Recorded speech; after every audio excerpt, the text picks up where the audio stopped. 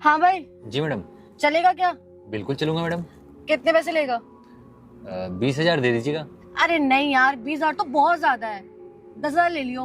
और वैसे भी मुझे ना सिर्फ 2 घंटे के लिए चाहिए। 2 घंटे में तुझे मैं फ्री कर दूंगी। 10,000? इतना सोच क्या रहा है?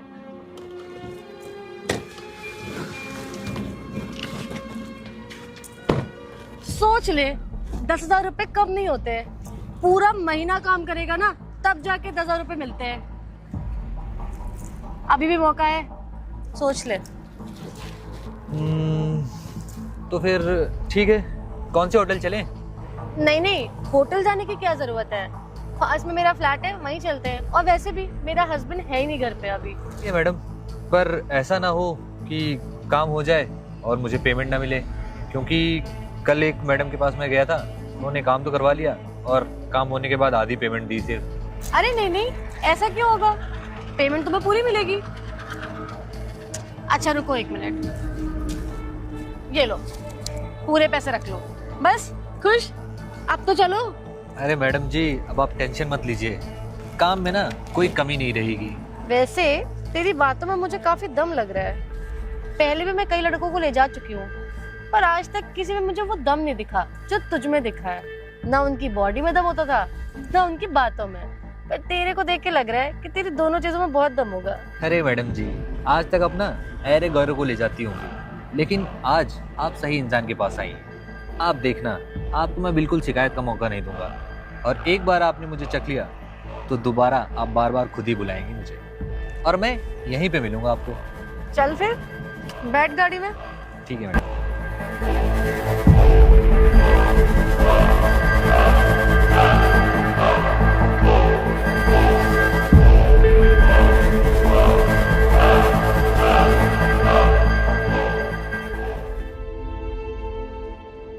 यार ये साला आंसू पता नहीं कहाँ रह गया।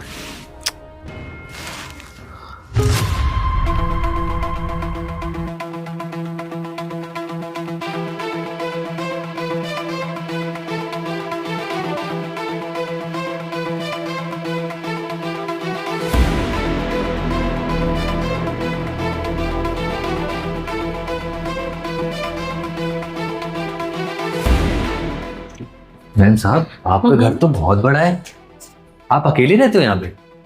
नहीं, मैं, मेरे पति और मेरे एक देवर रहते हैं। पर देवर जो है ना मेरे, उनको ज्यादा किसी से मतलब नहीं, वो अपने काम से काम रखते हैं। अच्छा, इसलिए हम आराम से मिल सकते हैं। आज अच्छा देखिएगा कोई लोचा ना हो, कहीं आपके देवर ना आ जाएं। कुछ नहीं होगा, बोला।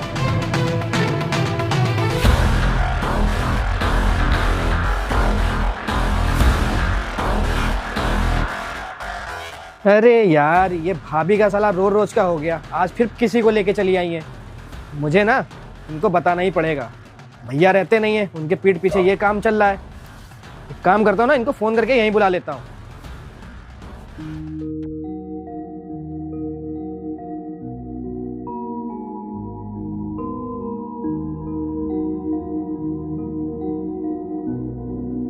ये आपका रूम तो बहुत अच्छा है।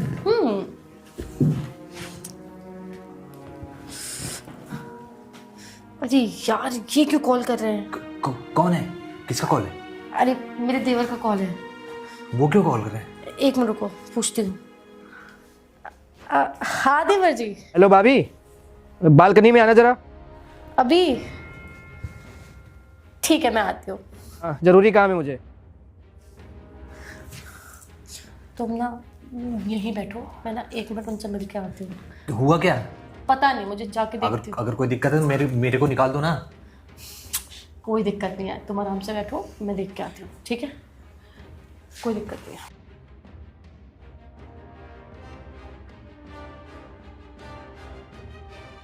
हाँ देवर जी, क्या हुआ?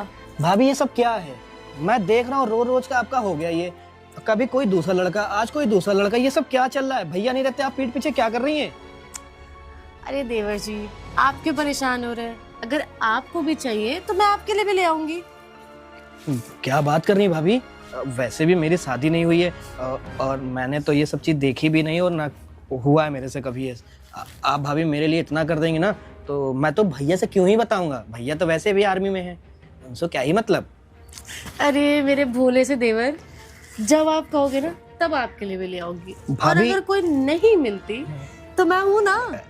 सही बताइए भाभी। हाँ और क्या। ठीक है भाभी, आप किसी को भी लेके आइए, मुझे कोई दिक्कत ही नहीं है। अब बस भाभी मेरा ध्यान रखिएगा। बिल्कुल देवर जी। ठीक है भाभी जी, आप जाइए। Okay bye. बताओ कितनी अच्छी भाभी। मैं फालतू भाभी को गलत समझता हूँ। भाभी ने मेरे बारे में इतना सोचा। भैया तो मेरे बारे में सोचते ही नहीं है, उनको लगता है मैं छोटा हूँ। अब तो भाभी मेरे लिए भी ढूंढ देंगी, तो मैं भी अपनी ये जो जवानी है इसको एंजॉय कर पाऊंगा। भैया अगर होते ना तो भैया कहते अरे तू छोटा है, अभी तो ये है तो वो है, क्या करना मुझे। भाभी एंजॉय कर रही है, मैं भी एंजॉय करूंगा।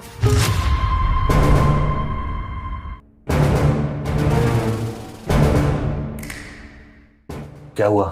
क्या बोला उसने? कुछ नहीं, तुम परेशान मत हो, मैंने उन्हें हैंडल कर लिया। वैसे ये बताओ कि तुम ये सब काम करते क्यों हो? अरे मैम साहब, अब क्या बताएं, इसके पीछे भी बहुत बड़ी कहानी है। और अब ये समझ लीजिए कि जब छोटे ही थे उसी टाइम माँ बाप गुजर गए और घर पे कोई देखभाल करने वाला नहीं था।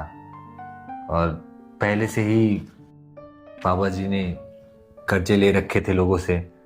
मैं छोटे में ही मैंने बहुत जगह काम किया।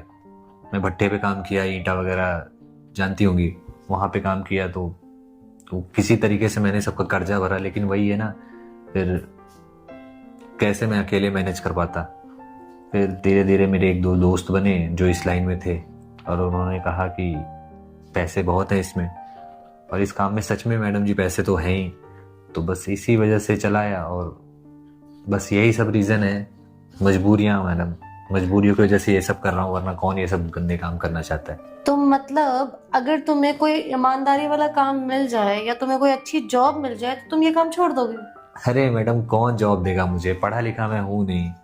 शुरुआत से ही यही सब काम शुरू कर दिया। अब आदमी आज के टाइम में पढ़ाई लिखाई बहुत ज़रूरी होती है मैडम। कहीं भी जाओ तो बिना पढ़ाई लिखाई के वही काम मिलेगा।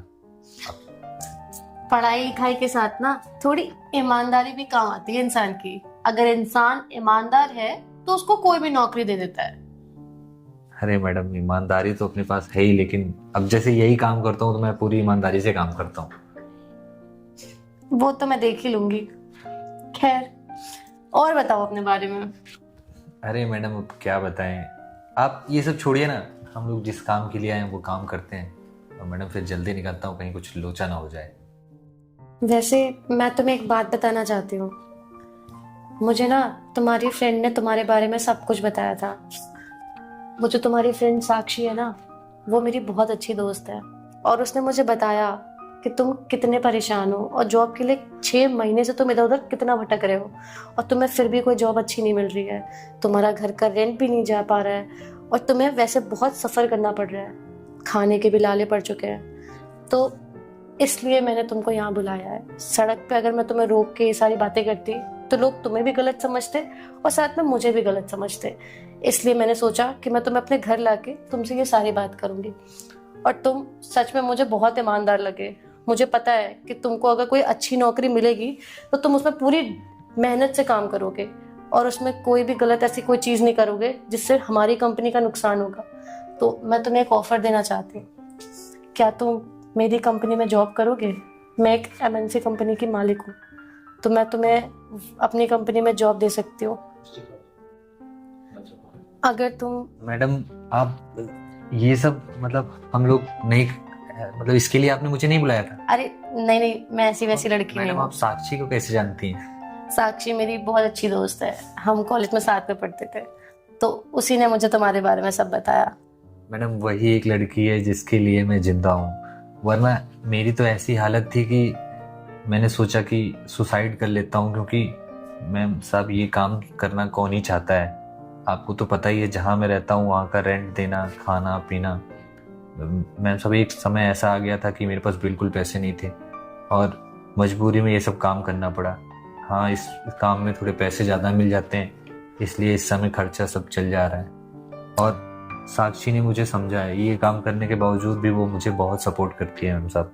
अगर वो नहीं होती ना मैम, तो मैं अब तक सुसाइड कर लिया होता। कोई बात नहीं, ऐसा कुछ नहीं है।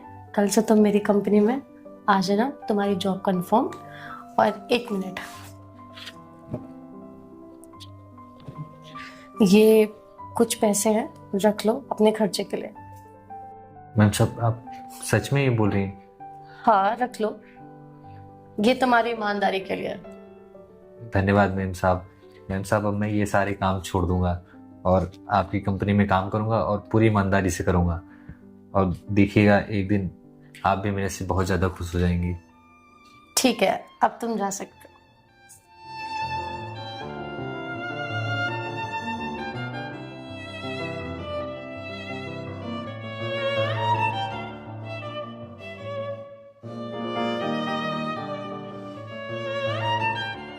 बेचारे कुछ लोग कितने मजबूर होते हैं ना, जो उन्हें मजबूरी में ये सब काम करना पड़ता है, ना चाहते हुए भी। अगर ऐसे लोगों को कोई ढंग की जॉब मिल जाए तो क्यों ही लोग ऐसी चीजें करेंगे। अच्छा हुआ आज मैंने उसे नौकरी दे दी, कितना खुश होगा और अपनी गर्लफ्रेंड को भी जाके बताएगा।